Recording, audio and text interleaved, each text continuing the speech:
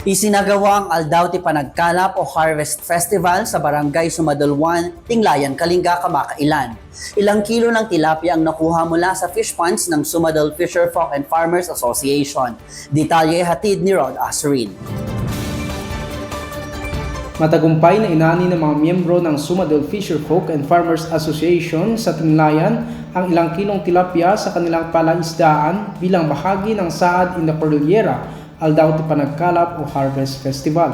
Ang asosasyon ay kabilang sa mga benepisyaryo ng Special Area for Agricultural Development o SAAD program ng Bureau of Fisheries and Aquatic Resources o BIFAR.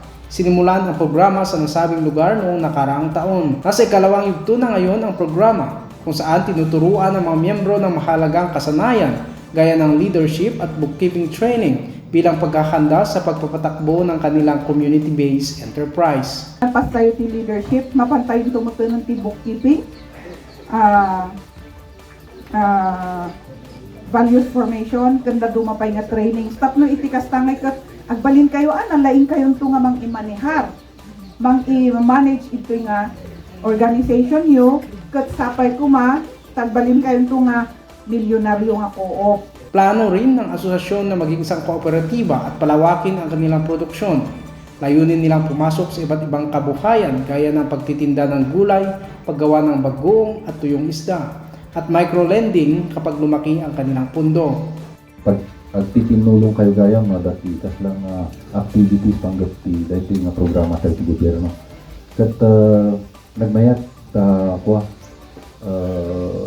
hantay ko mga maumumang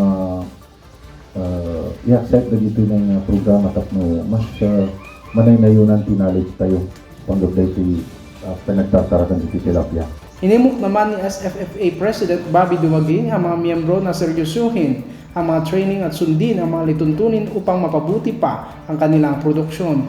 Awate kanya tayo tapno sumurot tayo amin iti ibagada no kunada nga kastoy aramiden tayo tapno aduti maapit aramiden tayo tapno iti kastakit hanga sayang ti bannog tayo gastos ti gobyerno kanya tayo tapno iti kastakit agpaparehas nga agbaligi tayo met.